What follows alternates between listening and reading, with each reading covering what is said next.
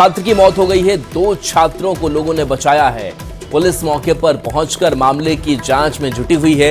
मूसाबनी थाना क्षेत्र के स्वर्णरेखा पप्पू नदी घाट की घटना सामने आई है। तो बड़ी खबर जमशेदपुर से एक छात्र की मौत की खबर है। स्वर्णरेखा नदी में नहाने 3 छात्र डूब गए हैं, 2 को स्थानीय लोगों ने बचा लिया, एक की मौत हो गई है।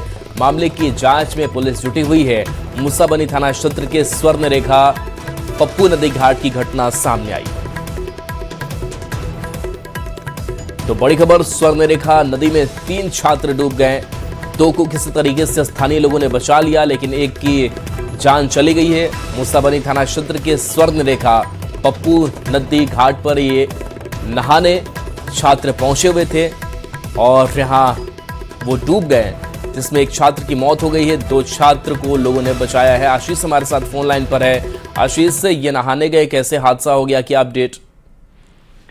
जी बता दूं कि सभी छात्र जो है वो 12वीं छात्र थे और स्कूल कॉलेज से निकलकर वो नदी घाट पर पहुंचे। मूसाबनी के स्वर्णरेखा जो पप्पू घाट है वहां पर ये नहाने के लिए पहुंचे। लगभग 5 बच्चे थे ये लोग और 3 बच्चे जो है वो नदी में उतर गए। नहाने के दौरान गहरे पानी और लहर ज्यादा था, जिसके चलते तीनों जो है बहने लगे। हालांकि आनंद फानन में वहां मौजूद लोगों ने और स्थानीय दोस्तों ने ही 2 युवकों को बेल्ट के सहारे और रस्सियों के सहारे पकड़ तो बचा तो लिया, मगर एक युवक जो है वो पूरी तरह से पानी के गहरे पानी में डूब गया, जिससे उसकी घटनास्थल पर मौत हो गई। हालांकि पुलिस मौके पर पहुंची हुई है और शव को पोस्टमार्टम के लिए भेजा जा रहा है। और इस घटना के बाद कहीं ना कहीं परिवार के लोगों का रो रो कर बुरा हाल है।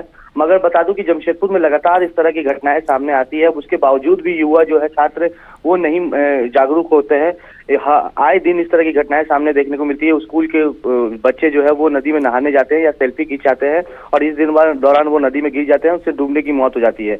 बार बार जिला प्रशासन के जागरूकता अभियान चलाने के बावजूद भी जो है छात्र इस तरह की घटना को अंजाम देते हैं। हालांकि रितेश हासदा नामक युवक की जो है वो मौत हो गई है। फिलहाल अन्य 2 बच्चे जो है उनको स्थानीय लोगों ने बचा लिया है। जी शुक्रिया इस अपडेट के लिए आपका।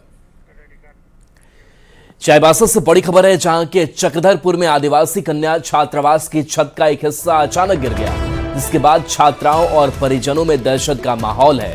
हालांकि राहत की बात यह है कि जिस समय छत का हिस्सा गिरा उस समय वहां कोई छात्रा मौजूद नहीं थी, जिससे बड़ा हादसा टला और किसी प्रकार की जानमाल की क्षति नहीं हुई है। जानकारी के अनुसार छात्रावास में वर्तमान 73 छात्राएं रहकर अपनी पढ़ाई कर रही हैं। स्थानीय लोगों और छात्राओं ने मरम्मत नहीं होने पर बड़े हादसे की आशंका जताई है। अब देखिए, इस घटना के बाद सवाल भी कई हैं। सवाल यह है कि जर्जर भवन की समय रहते मरम्मत क्यों नहीं की गई।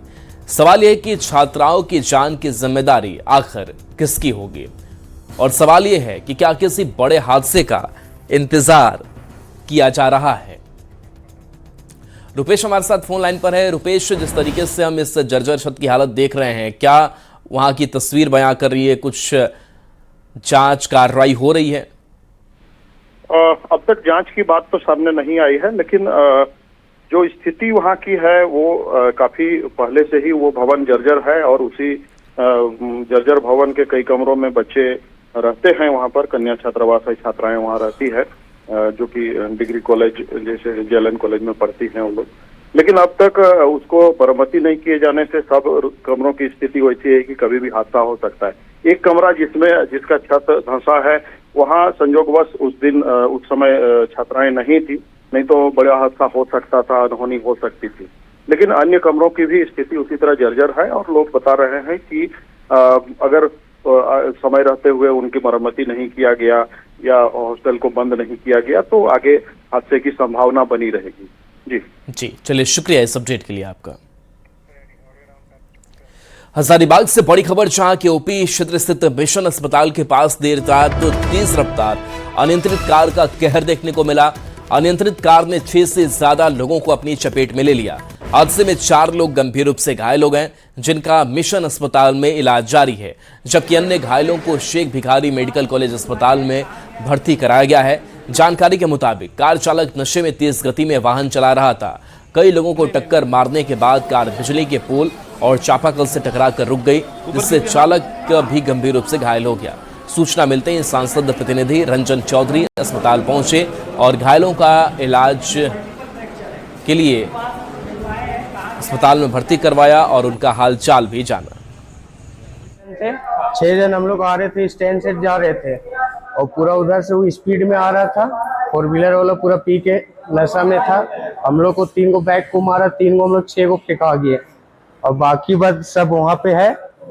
और मेरा सब दोस्ती लोग था, तो हम लोग को बहुत ज्यादा चोट लगा। आगे जाके भी बच्चा को मारा, किसी को एक्सीडेंट। तो हम लोग को जब ये सूचना आया तो माननीय सांसद जी को हम लोग बताए, उनके निर्देश पर तुरंत हम मिशन अस्पताल पहुंचे, क्योंकि वहां पर 4 जन एक ही परिवार के थे जो गंभीर रूप से घायल थे, जिसमें 2 बच्चे, एक उनके पति और एक महिला को उतना चोट नहीं लगा है, लेकिन उनके पति को अधिक चोट लगा है। दोनों बच्चों के पैर में चोट लगा है और संभवतः कि उनका मल्टीपल फ्रैक्चर हो पैर में। बड़ी खबर बोकारो से, जहां पीटरवार में 4 लेन सड़क पर भीषण सड़क हादसा हो गया। निर्माणाधीन पुल के पास से कार अनियंत्रित होकर पलट गई।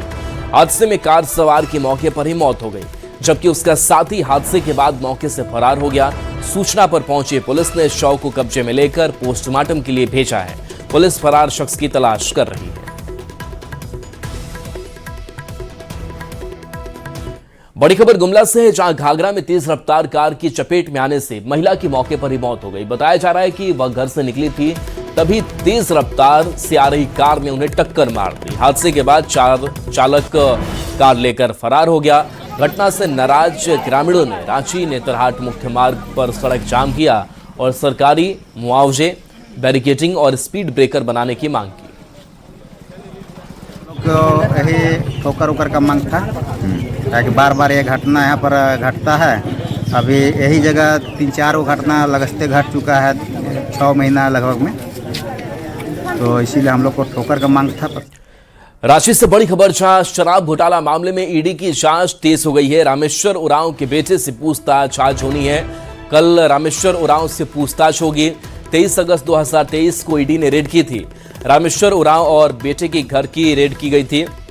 रेड में घर से 30 लाख रुपए बरामद हुए थे। तो रांची से ये बड़ी खबर, जहां शराब घोटाले मामले में ईडी की जांच तेज है। रामेश्वर उरांव के बेटे से आज पूछताछ होनी है और कल 23 अगस्त 2023 को ईडी ने रेड की थी। रामेश्वर उरांव और बेटे के घर पर रेड की गई थी, तब 30 लाख रुपए उनके घर से बरामद हुए थे। शराब घोटाले मामले में झारखंड के पूर्व वित्त मंत्री और उनके बेटे से ईडी कार्यालय में पूछताछ होनी है। आज ईडी कार्यालय में वित्त मंत्री के बेटे जो शराब घोटाले मामले में जिनसे पूछताछ होनी है, उन्हें यहां पर पहुंचना है। अगर हम रामेश्वर उरांव और उनके बेटे की बातचीत करें तो रामेश्वर उरांव के बेटे रोहित का तार जो शराब घोटाला मामला है उससे जुड़ा हुआ ईडी को दिख रहा है। और यही वजह है कि पिछले दिनों जब ईडी ने छापेमारी की थी, तो छापेमारी के बाद अब पूछताछ का सिलसिला शुरू हुआ है। 2023 में 23 अगस्त को ईडी की ये जो दबिश है वो हुई थी, जिस दौरान रामेश्वर उरांव के बेटे के घर से करीबन 30 लाख रुपए भी बरामद किए गए थे। इस बीच आज उन्हें ईडी कार्यालय बुलाया गया है, जहां उनसे पूछताछ होनी है और इस पूछताछ के बाद निश्चित रूप से कई अहम खुलासे भी हो सकते हैं। अब देखना होगा कि किस तरीके के तार ईडी यहां पर निकालती हैं कि रामेश्वर उरांव के बेटे रामेश्वर उरांव और शराब घोटाले में जो अभियुक्त हैं उनसे इन लोगों का जुड़ता है, या फिर आगे का मामला किस तरीके से चलता है। कैमरा पर्सन संजीव तिवारी के साथ गौरव झा, न्यूज़ 18। खबर साहिबगंज से है, जहां 30 जून को मनाए जाने वाले हूल दिवस को लेकर भोगनाडीह में सामाजिक कार्यक्रम को लेकर विवाद गहरा गया है। कार्यक्रम को लेकर प्रशासन से अनुमति मांगी थी, लेकिन प्रशासन ने अनुमति देने के बजाय कार्यक्रम नहीं करने का नोटिस जारी कर दिया है। मंडल मुर्मू का आरोप है कि वर्तमान सरकार और प्रशासन वीर शहीदों के वंशजों की उपेक्षा कर रहा है और उन्हें शांतिपूर्ण ढंग से हूल दिवस मनाने से रोका जा रहा है। साहिबगंज जिले के एसडीओ साहब को एक आवेदन सूचना दिया गया था। सांस्कृतिक कार्यक्रम, सामाजिक विषय पर चिंतन मंथन एक मंच बनती, और हम लोग 20 तारीख को आवेदन दिए थे, लेकिन अभी तक प्रोग्राम के लिए किसी तरह का कोई इन्फॉर्मेशन, परमिशन नहीं मिला है, जिसकी वजह से हम पूरे ग्रामीण वंशज परिवार दुख है। वहीं अब इसको लेकर सियासत भी तेज है। बीजेपी ने आरोप लगाते हुए कहा कि सिद्धू कान्हू के वंशज पर हर साल सरकार अपराधी की तरह बर्ताव करती है। सरकार खुद को आदिवासियों की सरकार कहती है, लेकिन आदिवासी के हित में काम नहीं करती। वहीं कांग्रेस ने प्रशासन के विचार करने की बात कही, तो जेएमएम ने बीजेपी पर वार करते हुए कहा कि बीजेपी सिर्फ कुछ से कुछ अनर्गल प्रलाप करती है। सरकार जो कहती है कि अबुआ सरकार है, और अबुआ सरकार में अपने ही महापुरुष जो आदिवासी महापुरुष है उसको पूजा अर्चना, उसको आराधना करने से ये सरकार रुकने टुकने का काम करती है। भारतीय जनता पार्टी इसका पुरजोर तरीके से खंडन करती है। और अगर इस बार वो सरकार अगर अपने पुलिसिया तंत्र को आगे करके इस तरह से घटना को अंजाम देती है तो भारतीय जनता पार्टी चुप रहने वाली नहीं है। आदिवासी महापुरुष के सम्मान में और आदिवासी महापुरुष के जो वंशज मंडल मुर्मू और पूरे संताली समाज के सम्मान में भारतीय जनता पार्टी सड़क पर उतर के इस सरकार का जोरदार विरोध करने का काम करेगी। भाजपा का काम है कुछ से कुछ अनर्गल प्रलाप करना, हमारा काम है कार्यक्रम करना, योजनाएं बनाना, कैसे हम आदिवासियों के जीवन स्तर को ऊंचा उठा सके और ऊंचा ला सके। क्योंकि हमारी सरकार ने जो कुछ किया है उसका सर्टिफिकेट हमको दीनदयाल उपाध्याय भवन से थोड़ा ही लेना है। मुझे ये लगता है कि मंडल मुर्मू को जरूर परिजनों को अपने श्रद्धांजलि देने का अनुमति मिलेगी। प्रशासन इस पर संजीदगी के साथ विचार करेगा, क्योंकि मंडल मुर्मू सिंधु कानू के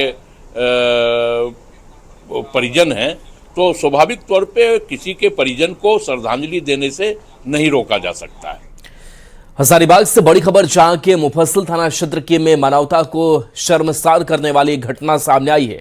पड़ोस में रहने वाले शख्स ने मानसिक रूप से दिव्यांग नाबालिग बच्ची से दुष्कर्म की घटना को अंजाम दिया। जानकारी के मुताबिक आरोपी ने बच्ची के साथ मारपीट भी की, जिसमें वो बेहोश हो गई। घटना के समय बच्ची घर में अकेली थी। जब उसकी मां अचानक घर लौटी तो उसने आरोपी को रंगे हाथ पकड़ लिया। शोर मचाने पर जुटे ग्रामीणों ने आरोपी को बंधक बना लिया। सूचना मिलते ही थाना प्रभारी मुकेश सिंह ने मौके पर पहुंचकर आरोपी को हिरासत में ले लिया। मां के आवेदन पर केस दर्ज कर आरोपी को जेल भेजा जा रहा है। रांची से बड़ी खबर, जहां अरगोड़ा थाना क्षेत्र से बच्चे लापता हैं। शाम से 3 बच्चे लापता हैं। अरगोड़ा थाने में शिकायत दर्ज कराई गई है। कुडरू इलाके से बच्चे लापता हैं। बिलाल, मान अंसारी और सूरज के लापता होने की खबर है। 10 से 12 साल सभी की उम्र बताई जा रही है और अरगोड़ा थाने में शिकायत दर्ज कराई जा चुकी है। कटरू इलाके से बच्चे लापता बताए जा रहे हैं, जिनकी उम्र 10 से 12 साल है। बिलाल, मान अंसारी और सूरज लापता बताए जा रहे हैं। पुलिस मामले की तफ्तीश में जुटी हुई है। रांची से बड़ी खबर, जहां सीएम शिक्षकों को नियुक्ति पत्र देंगे। 1042 शिक्षकों को नियुक्ति पत्र मिलेगा। कक्षा 1 से 5 के 274 शिक्षक को पत्र मिलेगा। कक्षा 6 से 8 के 768 शिक्षक को पत्र सीएम हेमंत सोरेन सौंपेंगे। पलामू के सबसे ज्यादा शिक्षक इस पत्र को पाएंगे। तो आज मुख्यमंत्री हेमंत सोरेन 1000 से ज्यादा शिक्षकों को नियुक्ति पत्र देने वाले हैं। इस कार्यक्रम को लेकर सियासत भी तेज हो गई है।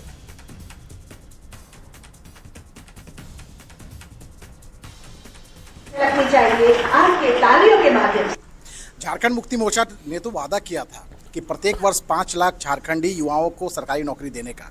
7 साल हो गया, 7 गुने 5 लाख, 35 लाख अभी तक नौकरी देना था। और जो आज शिक्षक नियुक्ति पत्र ये बांटने का काम कर रहे हैं, इन लोगों को बता दूं कि पूरे प्रदेश में 50,000 शिक्षक की नियुक्तियां रिक्त उनके पद रिक्त पड़ी हुई है और दे कितना रहे हैं 1000। यहाँ के लोग करते हैं, जनता करेगी।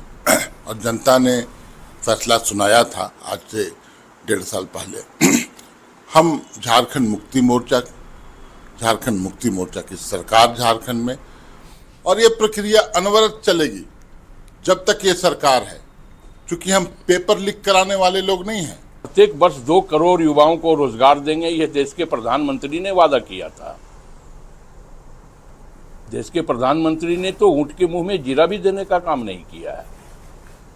महागठबंधन की सरकार तो इस राज्य में नौकरियों का द्वार खोल के रखी है। खबर रांची से है, जहां कल यानी 30 जून से शुरू होने वाली एसआईआर प्रक्रिया को लेकर कांग्रेस पूरी तरह अलर्ट मोड पर आ गई है। अपने वोटरों का नाम मतदाता सूची से न कटे, उसके लिए पार्टी ने प्रदेश भर में विशेष निगरानी की रणनीति बनाई है। एसआईआर को लेकर कांग्रेस ने पदाधिकारियों की ड्यूटी लगाई है। प्रदेश अध्यक्ष के निर्देश पर सभी उपाध्यक्ष, जिला प्रभारी और कई प्रकोष्ठों के पदाधिकारियों को 20-20 बूथों का दौरा करने की जिम्मेदारी सौंपी गई है। इस दौरान वे बीएलओ के काम का भी निरीक्षण करेंगे और अपनी विस्तृत रिपोर्ट प्रदेश नेतृत्व को सौंपेंगे। इसके बाद 5 जुलाई को कांग्रेस प्रभारी के राजू के साथ बैठक होगी, जिसमें एसआईआर प्रक्रिया की समीक्षा और आगे की रणनीति तय की जाएगी।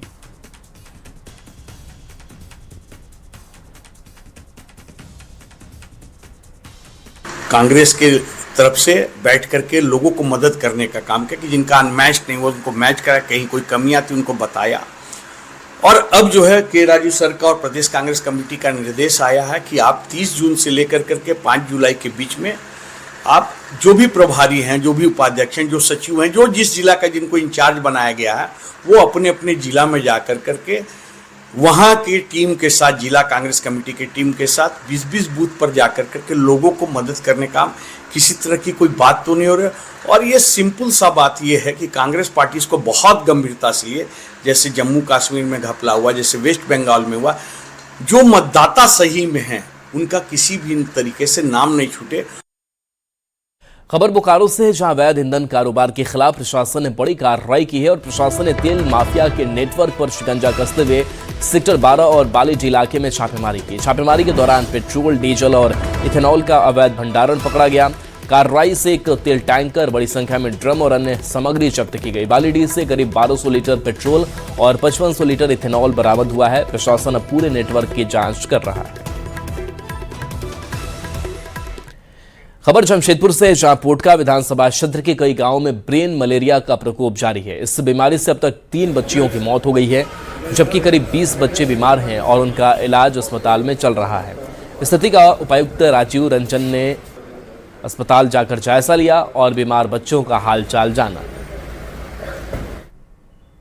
वही देखने हम लोग आए थे। यहाँ पे हम लोगों को सूचना मिली थी कि कुछ ब्रेन मलेरिया वाले पेशेंट यहाँ पे एडमिट हैं, खास करके बच्चे हैं। तो ज़्यादातर की स्थिति ठीक है यहाँ पे, कई लोग तो रिकवर कर गए हैं। 1-2 बच्चे हैं जो भी सीरियस हैं, तो उनको जो बेस्ट दिया जा सकता है, ये डॉक्टर साहब लोग सब प्रयास कर रहे हैं, उनको यहाँ पे ठीक करने का प्रयास किया जा रहा है। और खबर जामताड़ा से, जहां करीब 3 किलोमीटर लंबी सड़क सालों से बदहाल हालत में है। बारिश के मौसम में सड़क पानी भरने से तालाब में तब्दील हो जाती है।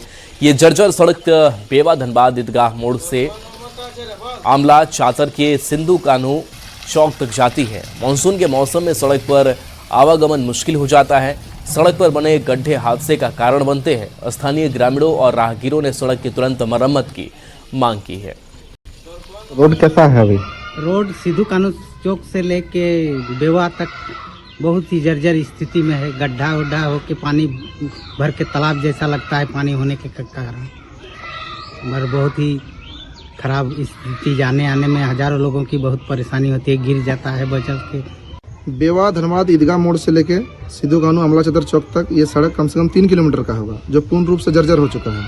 पूर्व में हमने कुछ दिन पहले आलोक कुमार दुबे जी, जो उपायुक्त महोदय हैं, उनको हमने लिखित रूप से आवेदन दिया। उन्होंने पूर्ण आश्वस्त भी किया था कि ये सड़क पर हम अभी तत्काल अगर निर्माण नहीं होता है तो डस्ट हम डाल देंगे, लेकिन कोई ऐसा काम नहीं हुआ। थोड़ा सा बारिश में तालाब का रूप ले लेता है ये। राजधानी रांची में अपने सपनों का आशियाना खरीदने से पहले जरा सावधान हो जाइए, क्योंकि बड़ी बड़ी सुविधाओं और आकर्षक वादों के बीच किया गया फैसला आपकी जिंदगी भर की कमाई पर भारी पड़ सकता है। रांची के अरगोड़ा से कटहल मोड़ मार्ग के बीच स्थित ओक एलिगेंस सोसाइटी में रहने वाले 344 फ्लैट मालिकों का गुस्सा अब सड़क पर उतर आया है। फ्लैट ऑनर्स का आरोप है कि बिल्डर ने वादों के मुताबिक सुविधाएं नहीं दी और अब मनमानी हो रही है। अपनी मांगों को लेकर फ्लैट मालिकों ने प्रदर्शन किया और बिल्डर के खिलाफ जमकर नाराजगी जाहिर की।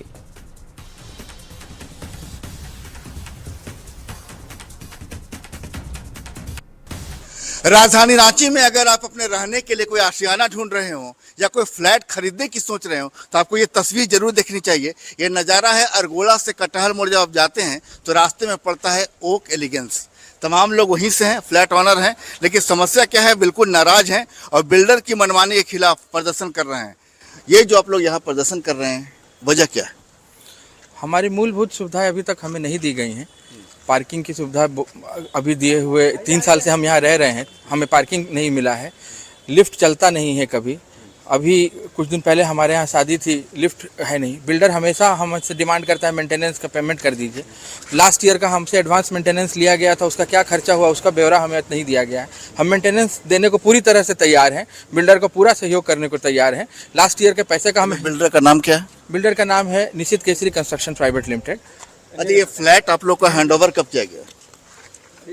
अब ये 2023-24 में। 23-24 में अब तो पिछले 3 साल से रह रहे हैं इसका मतलब कि तो समस्या क्या है, मांग क्या है आप लोग की, जो समाज परेशानी क्या है? यह परेशानी है कि यहाँ पे कोई भी सुविधा नहीं है। यहाँ मंदिर भी बोले थे कि मंदिर हो जाएगा सही, मंदिर भी नहीं हो पाया। हम लोग का लिफ्ट भी सही नहीं रहता है और पार्किंग भी अभी अलाउड नहीं किया गया है। अभी तो बारिश नहीं हुई है तब ये स्थिति है, बारिश होगी तो पता नहीं हुआ क्या वो उसमें फ्लोट होगा आदमी की क्या होगा, तो देखने की बात है। एक्चुअली ब्राउजर में जो लिखा गया था वो सर्विसेज अभी तो दिया नहीं गया। 2 साल हो गए रहने को, हम लोग रह रहे हैं यहाँ पे, लेकिन जो ब्राउजर में कमिटमेंट किया गया था जिसका हम लोग पेमेंट दिए हैं वो अभी सुविधा हमें नहीं मिला है। जो कमेटी मेंबर्स है वो तो कंटिन्यूअसली करते हैं ये चीज प्रेजेंट वहाँ पे, बट ये एक्शन नहीं लिया जा रहा है।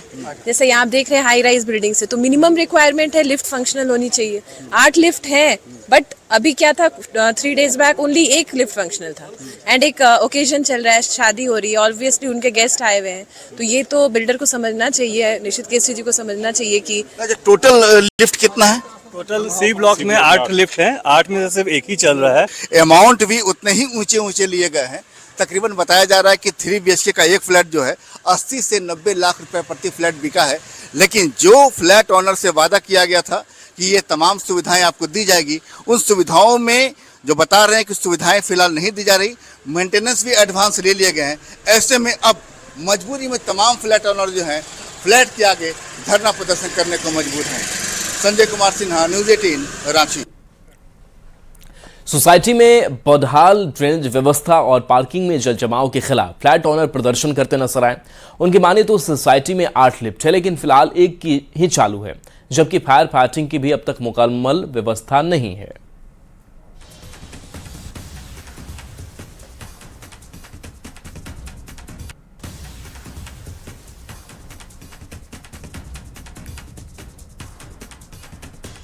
एलिगेंस के पार्किंग में आएंगे तो अंडरग्राउंड पार्किंग है। देख सकते हैं कि पार्किंग में किस तरीके से पानी भरा हुआ है। ये पानी अंडरग्राउंड जो है, अंडरग्राउंड से पानी रिस रहा है, साथ ही नाले का पानी भी नीचे आ रहा है और साथ ही कई जगह देख सकते हैं सीपेज भी है और तमाम जगहों से आप देख सकते हैं कि पानी नीचे आ रहा है। हालांकि ये बिल्डिंग पूरी तरीके से नई है और 2023 के शुरुआत से ही लोगों ने यहाँ रहना शुरू किया है, तो ऐसी स्थिति में ये इतना पानी पार्किंग में आया कहाँ से? इधर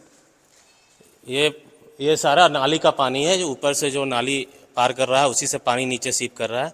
ये पूरा भरा हुआ है, पूरे ब्लॉक में इधर से उधर तक पूरा भरा हुआ है। इधर अंडरग्राउंड से भी आता है और कंटिन्यू बारिश हो जाने के बाद तो और भी एकदम दुर्गति नर्क वाली स्थिति हो जाती है इसकी। इन्होंने जो ड्रेन बनाया उसका प्रॉपर स्लोप नहीं बनाया है, ड्रेन का पानी सीपेज होकर आता है, साथ ही साथ जो अंडरग्राउंड पानी वो भी भर जाता है।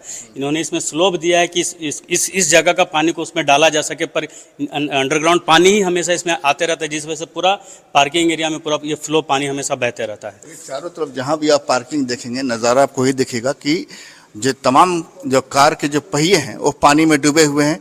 और ये जो है फायर फाइटिंग का लेकर क्या बता रहे थे? फायर फाइटिंग का केवल पाइप का काम हो चुका है, लेकिन उसका कहाँ अभी तक कनेक्शन वगैरह हुआ नहीं है, कहीं दिख नहीं रहा है, कहीं कहीं हुआ है, कहीं कहीं नहीं हुआ है। ऊपर के पार्किंग में हुआ है, नीचे के पार्किंग में कहीं पाइपिंग। निगम का तो आदेश भी है, रांची नगर निगम। हाँ, बहुत बड़ा मैटर है। 344 फ्लैट के लोग, तकरीबन कह सकते हैं कि 1500 लोग खतरे के बीच रहने को मजबूर हैं। बता रहे हैं कि फायर फाइटिंग की सुविधा मुकम्मल नहीं है, कनेक्शन अभी तक पूरी तरीके से जारी नहीं किया गया। साथ ही जो पार्किंग है वो पार्किंग में 344 लोगों की पार्किंग है, पार्किंग में पानी भरता है। सोचिए कि मानसून अभी अपने पूरे परवान पर नहीं है, लेकिन जब मानसून की बारिश होगी तब यहाँ का नज़ारा क्या होगा वो वास्तव में कई सवालों को खड़े करेगा। सीएम हेमंत सोरेन ने सोशल मीडिया पर झारखंड की खूबसूरती से जुड़ा वीडियो शेयर किया है। जुनाह फॉल घूमने गए हेमंत सोरेन ने खुद कार ड्राइव की और जल जंगल और जमीन से समृद्ध झारखंड के बारे में जानकारी भी दी। अपने पोस्ट में सीएम ने लिखा, आज रांची शहर से कुछ ही दूरी पर स्थित जुनाह फॉल की हरी भरी वादियों के बीच कुछ पल बिताने का अवसर मिला। इस बीच वहां फलों का भी आनंद लिया और स्थानीय लोगों से बातचीत भी की। प्रकृति की गोद में बहती निर्मल जलधारा, घने जंगलों की हरियाली और पहाड़ों का शांत सौंदर्य बार बार यह एहसास कराता है कि झारखंड प्रकृति का अनुपम उपहार है। यह हमारी साझी धरोहर है, जिसे सहेजना और संरक्षित रखना हम सभी की सामूहिक जिम्मेदारी है।